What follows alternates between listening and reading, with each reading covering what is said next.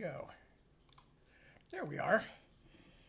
Hello, my wild darlings. It is now 7 p.m. California time, which means it's not 7 p.m. outside of California time. See, I did okay in math. Not my best subject, but I did okay.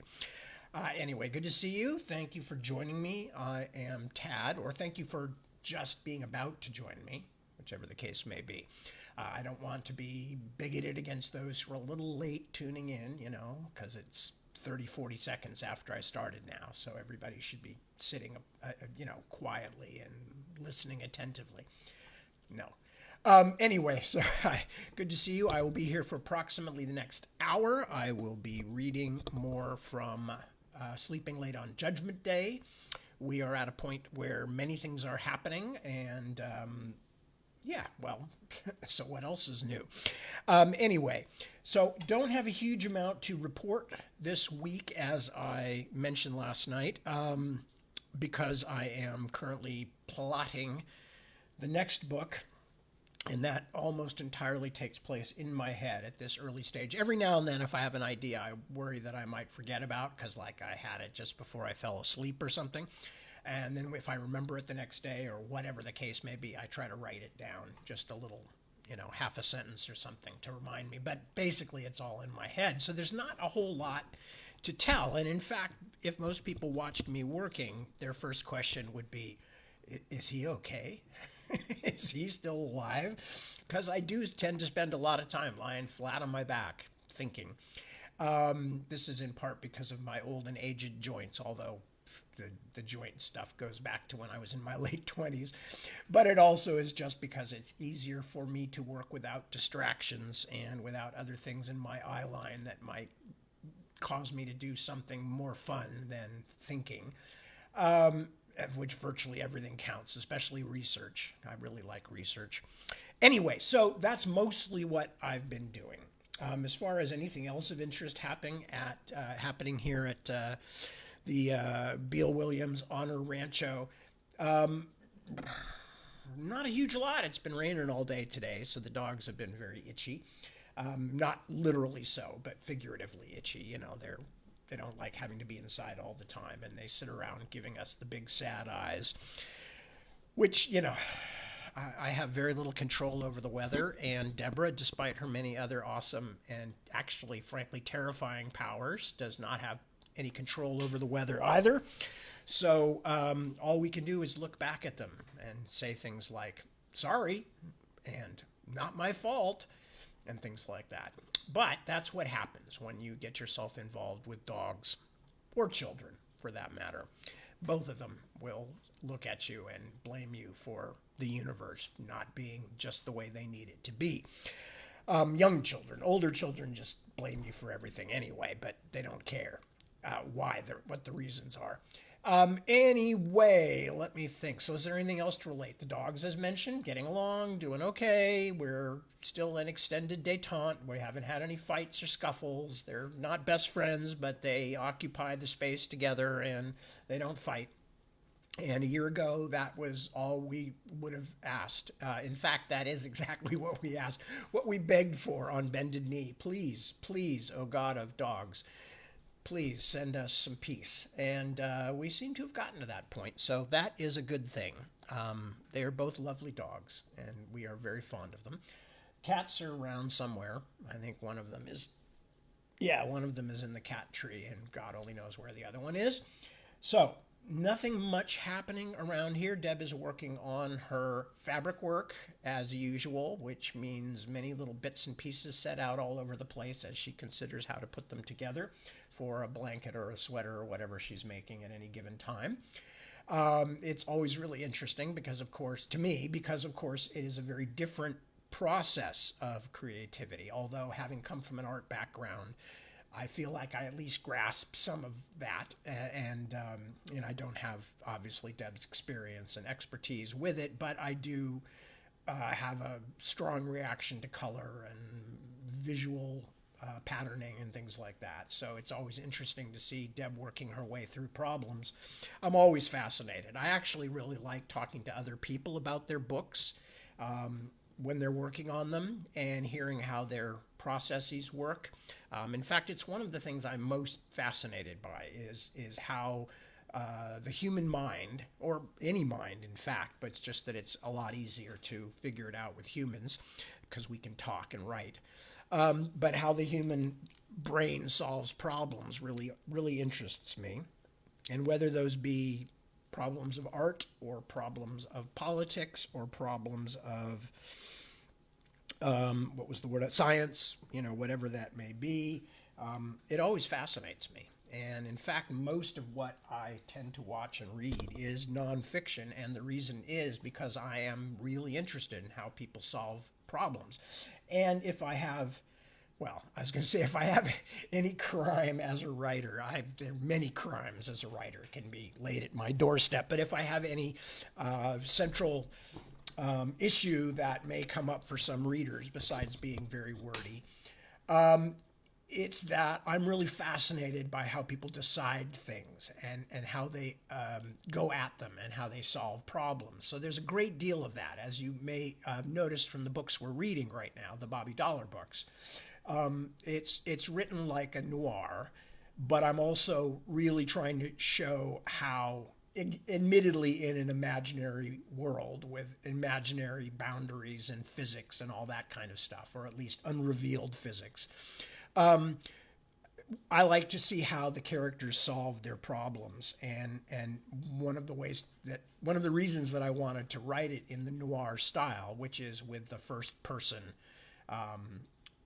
authorial voice, in this case the voice of the leading character telling the story, was because then I get to talk about how the character thinks and how the character is solving or trying to solve problems or failing to solve problems and then having to deal with the consequences thereof.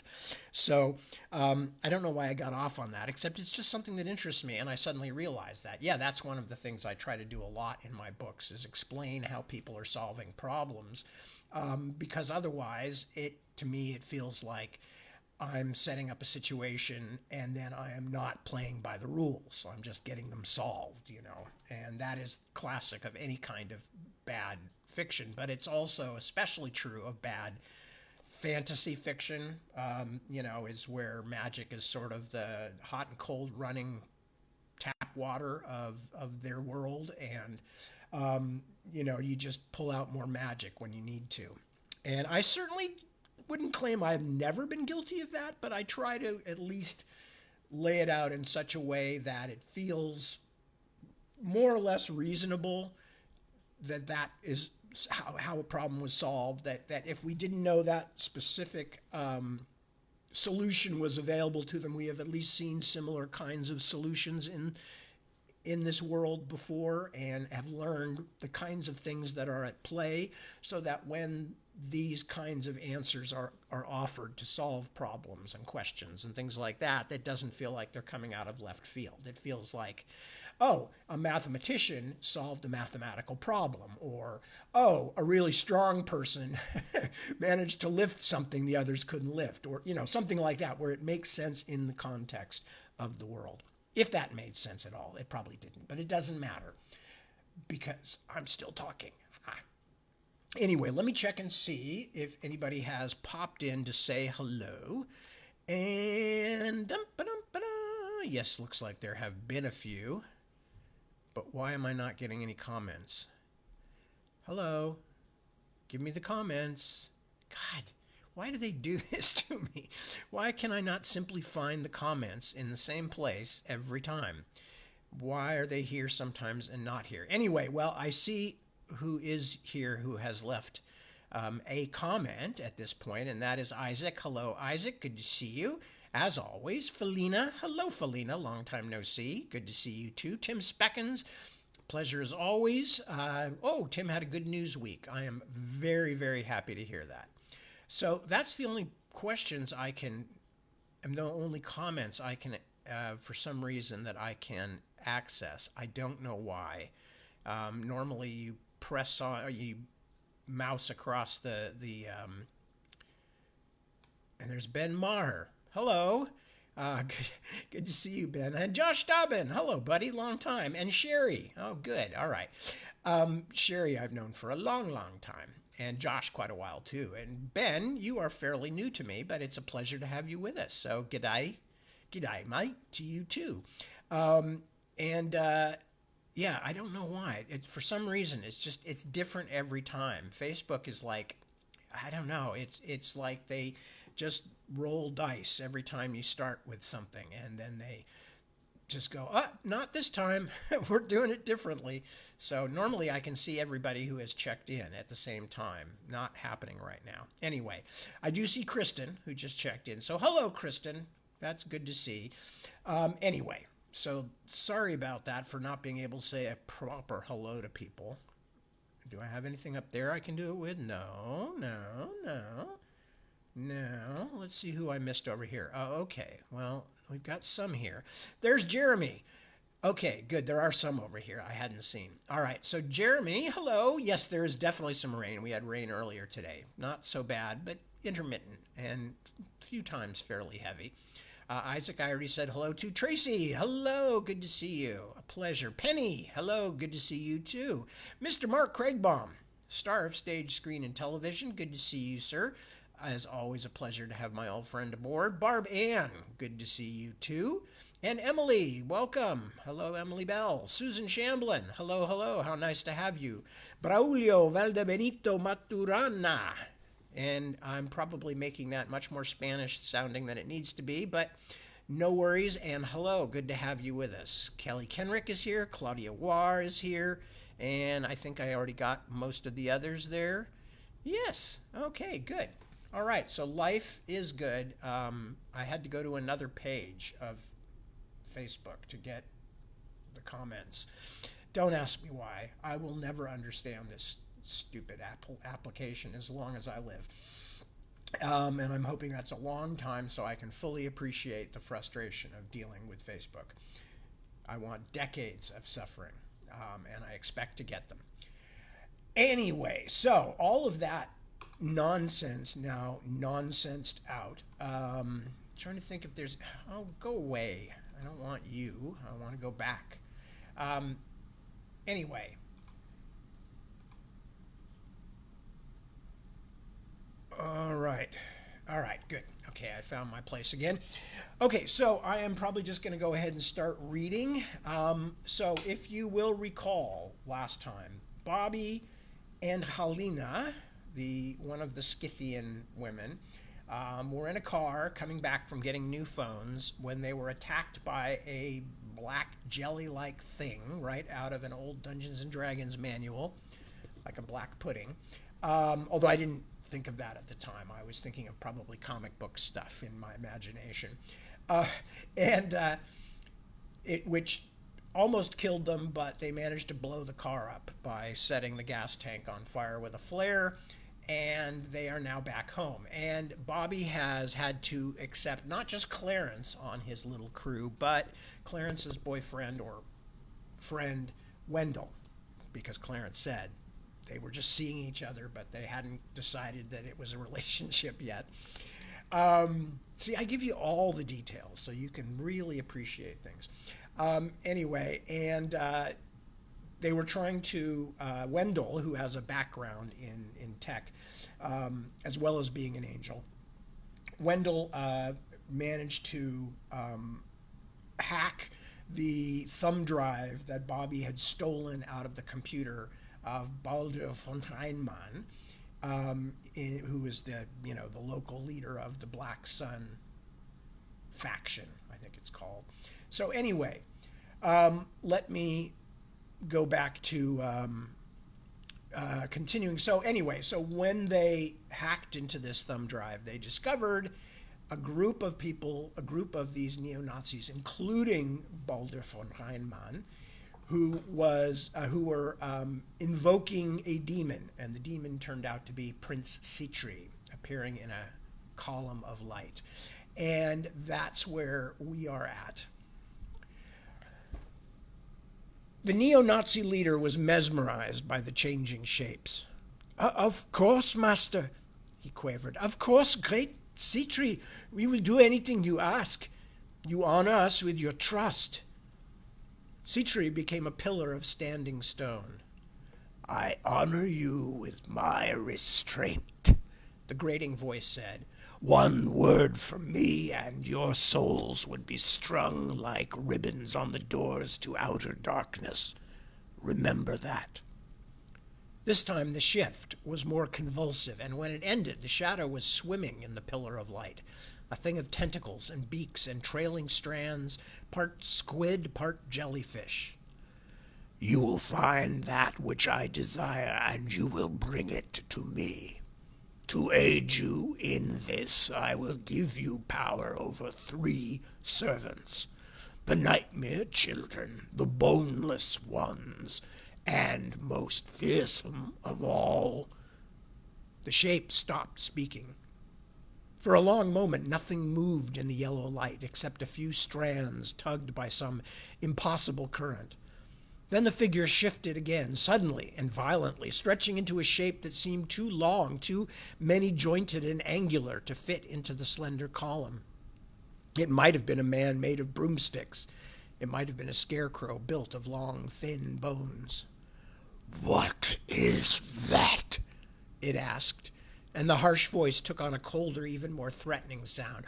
What does that creature do? Von Reinmann looked over in the direction of the camera. He records this historic meeting, Great Prince Sitri, for the glory of the Black Sun. No. A moment later, a great blackness leaped out of the light, straight toward the camera. Every single one of us flinched. Halina, who had been leaning on my shoulder, damn near got knocked on her ass. The monitor went blank. The video was over. For a long moment, we all stared from the black screen to each other. Then Clarence said, I think I might have to be sick, and staggered off toward the bathroom. And this is who you're up against? Wendell had lost much of his healthy color. He looked like I felt. Every fucking day. But not just him. I turned to check on Halina, but she and Oksana had retreated to the couch across the room and were whispering anxiously. In fact, to be completely above board, I don't think Prince Sitri gives a damn about me at all. It's Grand Duke Eligor he wants to damage. They hate each other. If that horn goes public, Eligor is in serious trouble with the rest of the nobles of hell, so Sitri wants to find it. But why? Wendell closed the black video window. What's the struggle over the horn all about? Why is it even in circulation? You'd better get yourself some coffee, I said. Even Harrison doesn't know all of this, and when you know the whole truth, you may want to rethink getting involved. Like I said, these are some serious bad folks. I don't care if it's the adversary himself, Wendell said. They have to be stopped. The Black Sun, yeah, I'd be happy to take them out if the chance arises. But they're not what matters here. Because, though I never could make anyone else understand it, the only thing that truly mattered was getting Kaz back. Demonic rivalries, Nazi child murderers, angelic vendettas, none of it meant anything if I couldn't save her. I feel it too, she'd admitted to me. I have since the first.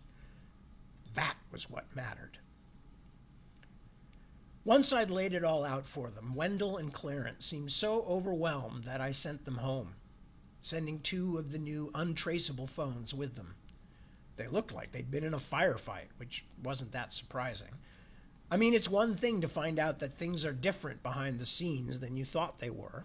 Another to find out that not only are things different, but that the truth is batshit crazy. We all, angels included, spend most of our time acting like reality is pretty safe, that the world is more or less familiar, and most difficulties can be dealt with simply by determination, hard work, and, if we're sentimentalists, good intentions. But it just isn't so, and sometimes it's painful to be reminded. The angels retreated to the bedroom after the angels left. When I heard the noises begin, I thought they were taking comfort in each other's bodies, but after a little while I realized while that was true, it wasn't in the way I thought. They were sparring. At some point, they must have changed to bladed weapons because the tank, tank, tank noise of steel on steel filled the apartment. Our neighbors had no idea how lucky they were that Kaz had insisted on thick concrete walls. It was nearing midnight, and I was exhausted after one of the longest days I'd ever had outside of hell, but I still had a few things to do. I didn't want to wait for Fatback to be human-brained, but I did want to get him going on some of the new information I wanted, now that I'd confirmed that Doña Sapanta was Anaita. I especially wanted to know more about bugbears, or at least about how to kill them. Also, I now had the ominous words of Prince Citri to consider. "I will give you 3 servants," he told the Black Sun crew. I already knew the Nightmare Children better than I'd like, but the bugbears, or as he'd called them, the boneless ones, were a lot more powerful than the swastikids. I didn't even want to guess at what the 3rd servant might be, but it was likely to be another escalation, and I wanted to be prepared. To my pleasant surprise, old Javier answered the phone at Fatback's house. George was back in town, he told me, and was feeling much better for his stay in the valley. Yes, he'd let me ring through to voicemail, although if I just called back in half an hour, he said, I could talk to the boss in person. I was simply too tired. I left a message for George, then on an impulse called Gustavus. One of the Russian nuns picked up the phone and informed me Gustavus had retired, which I hoped meant only that he'd gone to bed for the night. I asked her to have him contact me and gave her the number off one of the new phones. I could scarcely keep my eyes open at this point, but I also felt a kind of jerky, wired restlessness that made me want to drink. That's one of the things about booze that keeps bringing me back, like a man who can't give up a woman who keeps breaking his heart. It shut my brain up sometimes when nothing else would. It sucked the jangle out of my nerves enough to let me sleep on some bad nights when sleep was the only thing that might help me. That's not an excuse. Or rather, it is an excuse. Yes, I drink more than I should, and if I didn't have a very fit angel's body, which could heal a deep wound in 24 hours or less, I'm pretty sure my liver would be in a jar somewhere in a medical museum, next to Rasputin's famous kielbasa and Einstein's deli-sliced brain. I had just stretched out on the couch, hoping to watch some sports news or something that would shut off the parts of my brain the vodka hadn't reached. Halina came paddling out of the bedroom in her socks, pulled on a hoodie, and went outside to smoke a cigarette. I had just decided that college football must be the second most over-discussed sport in the world. After golf, of course, which has no serious competitors, when Halina came back through the door with a very weird look on her face. "Do you know bats?" she asked. It took me a moment to shift gears, but the baseball season was long over. "Bats? Like flying rodents?" "Yes, bats.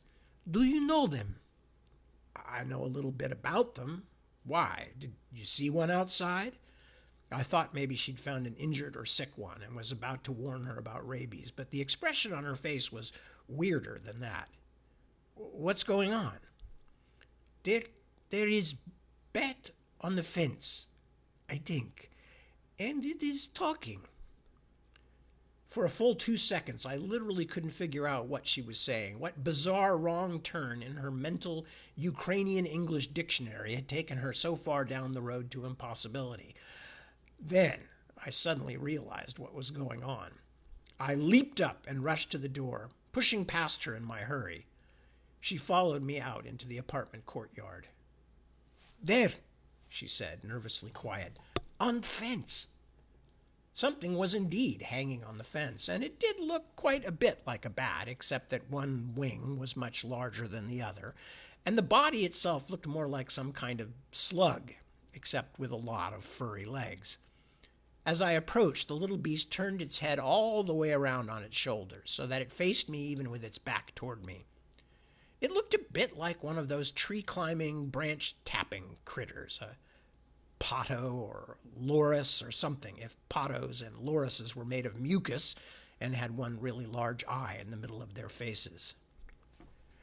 You are the most disturbed, stubborn, frustrating, self-absorbed man I have ever met, the thing on the fence said, in a voice that, despite the distortions of demon throat and mouth, was unmistakably Kaz's. And remember, I've spent centuries in hell, so I've met some pretty irritating men. And did I mention your insanely swollen idea of your own capabilities? I'll take this, I told Helena. It's for me. Long distance. Interlude. Via Snot Goblin. You are the most stubborn, frustrating, self-absorbed man I have ever met. And remember, I've spent centuries in hell, so I've met some pretty irritating men. And did I mention your insanely swollen idea of your own capabilities? For one thing, you are very, very hard on Nizix. The one you reprogrammed, to use your modern word, is ruined. It sits on top of the candle flame all day, shivering and moaning. If you feel the need to reply, and I'm sure you will, because when have you ever kept your mouth shut even when you needed to, you can just burn a little white camphor under this one's nose and it will be ready for a new message. Please don't do what you did to the last one. You have no idea how hard it is for me to get hold of these and get them to you. Now, here's the important part. You can't get me out of here, Bobby. Don't even think about it. You had every piece of luck imaginable last time, but you still barely made it back to the world. Eligor wanted something out of you, so you survived. That won't happen twice. I'm serious. Don't do anything. Let it go. We would never work out anyway. In real life, you'd leave me, or I'd throw you out before a year had passed. We're too different, and I'm not just talking about the heaven and hell difference. Take care of yourself, you stubborn, terrible, wonderful man. Later, sent back in reply. Are you even paying attention, you squishy little crooked-winged bastard? Then sit up straight, sniff your camphor, and look like you're listening, or you'll get the box like the last guy did. Okay, it's about 2 hours since I got your message, Kaz. Do you have any idea how hard it is to find white camphor after midnight, even in Jude? I finally found an Indian grocery store that's open 24 hours. What do you mean we couldn't be together? Do you think I really like being who I am and living the way I live? I went to hell for you. Don't you think I could learn to wash dishes and keep my mouth shut while you watched stupid reality television shows that you liked and I hated? I don't claim to be perfect. There's probably a sliver of room for improvement. In fact, my number one goal these days is to try living like any other old suburban working stiff. I'm not joking, Kaz. I'm really not. I'd give my wings and halo. Okay, I don't have either of those, but you know what I mean. To be able to lie in bed with you all day, to make love and read the Sunday papers, if people still print actual newspapers. My bosses could tell me, thousands of souls aren't going to be getting into heaven if you leave your job. And I'd say, yeah, sorry to hear it. Just send my severance package to my home address. I'll be in bed for at least the next month. Seriously, don't you think you'd be willing to give that a try? You and me, a boring, ordinary couple? Walk into a party together and not worry some ancient old world demon is going to jump out of the guacamole and try to kill us? Go on vacation without worrying that the apocalypse will start as soon as we're away from our desks. I could happily spend years kissing up one side of your body and down the other. I'm not exaggerating. I dream of you all the time. I would love to lick, bite, and suck on every inch of your chilly skin. You are like a giant coconut popsicle, pale and cold and sweet. Oh, but warm inside, so warm. Don't you dare give up on me, woman. Don't you dare give up on us. Chapter 24, Where Pig Worries. I don't want to seem like the kind of guy who's always complaining, even though I am. But when I first started out in the angel business, I really thought there would be more harping, clouds, and streets paved with gold rather than Dear John messages from my girlfriend in hell and 6 a.m. calls from worried werepigs. Actually, it was more like 5:20 when my phone rang and I could ratchet my eyes open just wide enough to recognize the number for Fatback Central. "George," I said, "welcome back." I think I made those sounds anyway. I'm not a morning person even on my good days. "Bobby, I've been hacked. I mean robbed. I think someone was in my house." "What are you talking about?" "We just got back yesterday. Javier's grandson was in charge while we were gone, but he went out one night even though we told him not to. Somebody's been into all my stuff."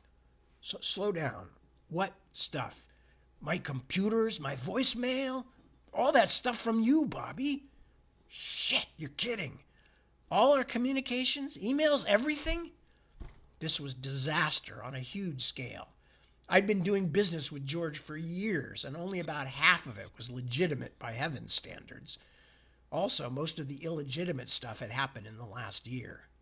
No, not everything. It's okay. I'm not an idiot, Bobby. I took my drives with me. But everything that came in while I was out of town, because all the emails were copied to my home system, all your voice messages too, it was meant to make sure I wouldn't lose anything. I'm sorry. He went quiet for a moment. "I think I've checked it all. I can't be positive, but I don't think they got anything that would let them hack into my main records. Even if it was only the last couple of weeks' worth of stuff taken, it was still fairly catastrophic because Doña Sapanta's name and a ton of research about her had all been there, not to mention research into the Black Sun faction and some other things. Was Anaita behind this burglary? I almost hoped she was, because there was no way she could use it against me, not without opening herself to some very painful questions from the other Ephors and heavenly authorities in general. It was more likely, though, that the neo-Nazi boys were trying to find out what I knew about the Horn. Well, what happened? He told me Javier had already located tire tracks, probably from a Jeep or Land Rover, which led right onto the property from a disused fire road. It sounded like the bad guys had pretty much waited until the coast was clear. In this case, until grandson Steven snuck off with some friends to go see some 90s hip-hop group at the Catalyst in Santa Cruz, leaving the house and barn unguarded. Then, the bad guys had swept down for their little smash and grab, or, in this case, smash and hack. Did they take anything else? Money or valuables or anything unusual? Nothing. Just information, and most of it from you. Did you call the police? He laughed in a not happy way. When should I have them drop by? When I'm a giant pig?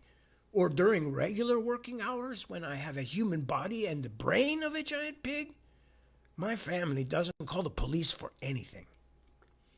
George was beginning to feel the approach of dawn, so I told him I'd get up to see him when I could. Not that I thought there was anything I'd find there, but just because I felt bad about it.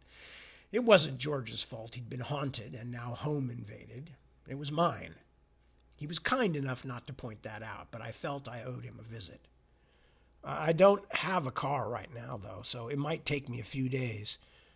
What happened to your ride, Bobby? Under the circumstances, I didn't think it would make him feel any better to know that the same people who'd been in his house had slipped the giant murder slug into my car, so I just told him it was in the shop. One thing I never figured on in this angel business was how much I'd have to lie. It's a very lucky thing. I'm good at it. I did my best to get back to sleep after George and I hung up, but I probably managed only an hour's actual unconsciousness before 9 o'clock rolled around, which was when the Amazons woke me up with breakfast. They'd walked to the nearest fast food place and brought me back a slice of pure madness called a breakfast taco, accompanied by a bag of soggy Good Morning taters. I actually ate this meal and then did my best to pretend I didn't want to run to the bathroom and immediately recycle it. The women meant well, but they hadn't yet learned that the incredible bounty of America also spawned horrors man was not meant to experience, especially in the early hours of the day. I hadn't noticed anything immediately noteworthy in Oksana's pictures from Anaida's house, so I had the Amazon send them to Clarence for further study. Then, once the breakfast taco had passed the make or break point in the digestive process, and I knew I could leave the house safely, I set out for Orban's semi-legitimate gun shop and vehicle emporium. I wandered far enough from the apartment to be out of the blocked zone, called a cab to meet me out on University Avenue in 20 minutes, then started walking. I had to go to Orban, because the number one problem at this moment, number one out of about 400 or so, was my lack of car. See, I can't do rentals anymore under my own name because I tend to break them. Not on purpose, it's just that stuff keeps happening to me. You may have noticed. Strangely and unfairly, the rental companies keep track of things like that.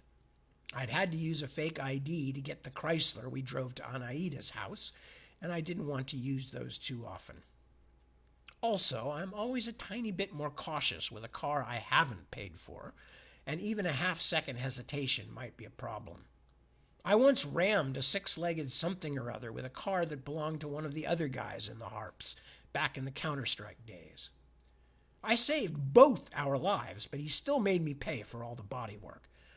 So, I was going to have to go back to Orban to get another vehicle, but I was worried. I'd planned out what to do with the cash I'd made from selling my Matador, and although I still had a lot of the money, I already knew I'd have to give a lot of it back to Orban for things that went bang and things that went boom. I couldn't really afford another big chunk of it for something that went vroom vroom. But what choice did I have? You can't fight neo-Nazis and powerful angels using only the San Judas Transit District bus system. It's true. I swear I'm not just being picky. Anyway, by the time I hiked out to university, the cab was already waiting. The driver was a slightly schlubby-looking guy with glasses and a beard, the kind you can usually find in almost any bar explaining why everyone else is wrong about everything except him. But as long as he didn't expect me to talk libertarian politics, I didn't care. I spent the first part of the ride trying to read the instruction pamphlet from my new phone. The only problem was that it was in Serbo-Croatian, and mine is a little rusty. "Nice day, huh?" the driver said. Since it was raining lightly and gray and cold, I wasn't quite sure what he meant, but I nodded. I mean, it could be worse," he added. "Am I right?" I didn't know about him, but the only way I could imagine things being much worse at the moment was if this guy had a bugbear in his trunk too, but I just nodded again. I guess. Me, I always try to remember that it could be worse. You know, like I could be in hell or something. I stiffened and snuck a look at his face in the mirror, but he was chewing on a toothpick, watching the traffic go past at the intersection where we'd stopped. "You worry about that much?" I asked. "Not too much, but it's good to remember. I mean, some people don't know when they've got it good. Know what I mean? We never know what's going to happen. And we never know until it's all over who our real friends are, or our real enemies." Now I was feeling distinctly uncomfortable, although it was far from the weirdest conversation I've ever had with a cabbie. Still, I shifted a little bit so I could reach my gun easily. The Belgian FN had gone in the car fire, but I still had my good old Smith & Wesson revolver, my sofa gun, now back on the starting team. It was a bit depressing, actually. I couldn't remember the last time I had gone anywhere unarmed. We slid onto the bayshore and headed north toward the salt piers and Orban's place. I had almost stopped worrying about the driver when he suddenly said, "You sure this is where you want to go?" "Yeah? Why?" "Oh, I don't know. It's just the kind of place, well, people probably know you there, know you go there, I mean, so some other people might be watching." I carefully set the muzzle of my .38 against his neck so he could feel it against his bare skin. "I don't like you much, pal. I think you're going to pull off at the next exit. Right?" He wasn't very upset, or at least he didn't seem that way. Maybe I wasn't the first passenger to have this reaction. He carefully moved into the right lane, and we exited on Marsh Road, heading out toward the edge of the Baylands Preserve. Before we left civilization behind entirely, I had him pull over in front of what was probably an abandoned cement plant, a great pale cube set behind razor wire. On this ugly gray day, it looked like the kind of place that might house a concentration camp instead. When the driver stopped the car, he remained very still. Smart. "I'd prefer not to shoot you," I said, "because I'm just that kind of dude. Agreeable, friendly, interested in others. However, if you don't explain this weird shit you're talking to me, I may just have to shoot you a few times anyway, working my way up from the expendables to the oh God, not those. Are we clear?" "Perfectly," he said. "I guess I'm getting better." "What the fuck, if I may be so bold, are you talking about? Because you're not about to get better. You're about to be very unwell. This thing is jammed full of .38 caliber semi-wad cutters, and if I shoot you in the neck, they'll probably pop your head right off like a grape off a stem." "I've always admired how well you do this," he said. "You must practice." "Talk, not bullshit." "You really don't recognize me?" He sounded thrilled, and all of a sudden I realized what was going on. "Temuel?" I probably should have talked about sports. Isn't that what these kind of people do? But I don't really know anything, and I would have got it wrong. "What the hell are you doing, Archangel? If you don't mind me asking, because you just freaked me right the fuck out, and I was about to pistol whip you." "See, I love that. It sounds so authentic. How do you whip with a pistol?" I fell back in the seat. I know I still couldn't be 100% sure it was Temuel and not some especially tricky, well-informed demon, but seriously, who else would be such a dweeb? "Why are you here, Archangel?" "I thought it was time we had a talk. Some very worrisome things are going on, and hang on. Why are you driving the cab I ordered? How did that happen?" "Please, Bobby, give me a little credit. Do you really think an archangel can't get his hands on a cab when he wants one?" "Don't bullshit me, please. How did you know I called for a cab?" No answer. His eyes caught mine in the mirror for a second, then he looked away. I could swear I saw something that looked like shame. "You told me. You took all the tracking software and surveillance doohickeys out of my phone." I don't know why I was angry. What had I expected? "You gave it back to me and said it was clean. You told me you took that shit out." I'd only figured out that particular bit of management treachery after Clarence had shown up at Shoreline Park, when there was no way he could have known Sam and I were there. "I did." Temuel seemed agitated. "I swear by the highest that I told you the truth. I took out or disabled all those things in your phone." "Yeah, well, that's bullshit," I began, then realized that he might actually be telling the truth, because I wasn't using that phone anymore. What was in my pocket was my new, clean Serbo-Coation cubby phone. Hang on. How did you know? "I can't tell you. You'll have to trust me." "I beg your pardon? Is this the comedy portion of the evening's entertainment? Damn you, just tell me what's going on. Please, don't talk to me like that." For just a moment, I heard something in his voice I hadn't heard before, a steeliness, perhaps even a cold, hard anger under the mild words. It reminded me that whatever else he was, Temuel was an archangel of the Lord God, and I had been talking to him like he was a street punk. Look, I'm sorry. I'm under some stress, and I'm up to here with secrets. When he spoke again, Temuel sounded like his ordinary self. I promise, Bobby, that I'm only trying to keep you safe. I want to know where you are in case I have to help you. Like now. You may be a very good angel, I said, grumpy again, but taking things down a few notches. But you are a terrible-ass liar, Archangel. I'd bet that keeping me safe also has something to do with keeping yourself out of trouble as well. Another embarrassed look, like someone in a sitcom caught stealing ice cream from the fridge.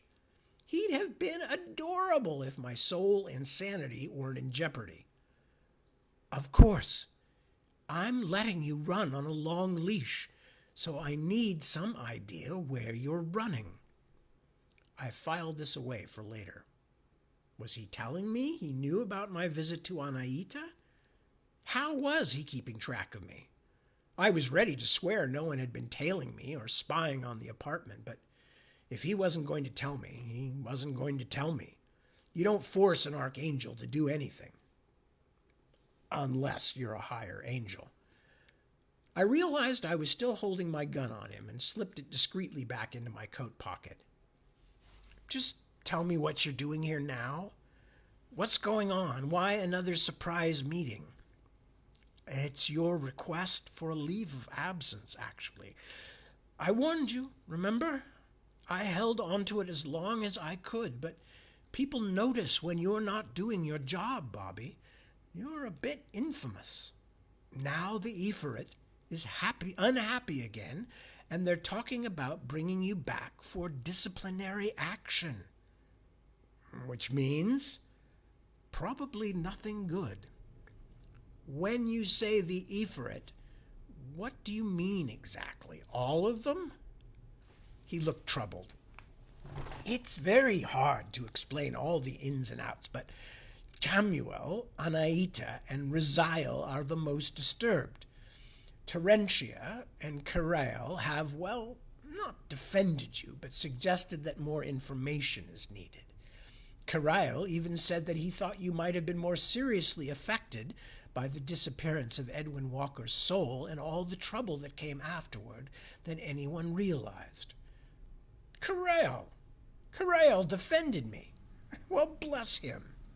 He's loyal to his soldiers, and you used to be a soldier. That's mostly what's kept you out of trouble so far. As well as some string pulling behind the scenes by you. He shrugged, but he still looked unhappy. I do what I can, but I have no real power, not compared to Terentia and the rest. The problem was I didn't know where Temuel himself actually stood, especially with Anaita, so I couldn't question him about the things I most needed to know. You just can't make too many assumptions where my bosses are concerned. I mean, from what my old top kicker Leo and others like Gustavus had told me, there were grudges and vendettas being acted out in heaven based on petty slights that took place while humans were still drawing bison on cave walls. So, what do you suggest I do? If I were you, I'd ask to be interviewed by our superiors about your reasons for taking leave. Make them more comfortable with what you're doing, why you're not doing your job. At the very least, it might buy you a little more time. Time for what? Now it was his turn to give me a hard look. I don't know. And to be honest, Bobby, I don't want to know. That hung in the air for a good long time. Several seconds at least. Why are you helping me in the first place, Archangel? I said at last. Anything I say will sound like bullshit, he said. I think it was the first time I'd ever heard him swear. But I care about you. I even admire you, except when you're being a complete idiot. And I think there are things that need to be discovered, unhealthy secrets that should not remain secret. If you can do that, then heaven will be a better place. But how can heaven be a better place? I said, only half sarcastic. It's already perfect. We all wish that were true, Temuel said.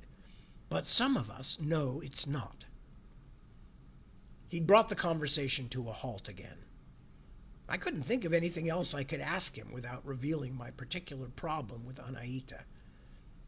I appreciate it, I guess. But next time, could you just, I don't know, tone down the who am I this time games? It's nerve-wracking. I'm sorry. Perhaps I get a bit carried away, but I confess I do enjoy it. He was being cute and twinkly again, which made me mistrustful. God, it sucks to be me. Yeah, that's pretty obvious. Can you drop me at the salt piers, or do you have to get this thing back to the real cab company? I need to do something about my car situation. Ah, he said, I almost forgot. Get out, please. I did and stood stretching my legs. Temuel came out of the front seat, dangling the keys in his hand. The keychain fob was a little enamel angel on cheap silver. You kind of overdo it a bit, you know, I told him. That's my main suggestion. Just dial it back a little. He looked guiltily at the keys, then handed them to me. Take it. What do I want with an angel keychain? No, the cab. It's yours. You need a car, right? I couldn't help it. I stared at him with my mouth half open. You're giving me the cab? Yes. Oh, don't worry. I didn't steal it. Not from a cab company, anyway. He put his finger beside his nose. I'd never seen anyone do that outside of an old movie. Just don't mention it to anyone in accounting upstairs, all right? Mum's the word. But what am I supposed to do with a freaking taxi? Drive it. I'm told people don't pay much attention to taxi cabs. It should be good for all the things you're doing. I could only shake my head. While I was still shaking it, he started off down the road on foot, headed toward the bay. Where are you going? Back home, he said. But I thought I'd have a walk first. It's nice to get out of the office. I watched the archangel until he was only a small shape outlined against the switchgrass and rushes. Just another schlubby guy out communing with nature. Then I got in my taxicab and headed home again. Fucking thing didn't even have a CD player, and it drove like a truck. But I guess it was better than walking. Chapter 25, The Smart Set. When I got back to the apartment, everybody hurried out to the garage to see and make fun of my new ride.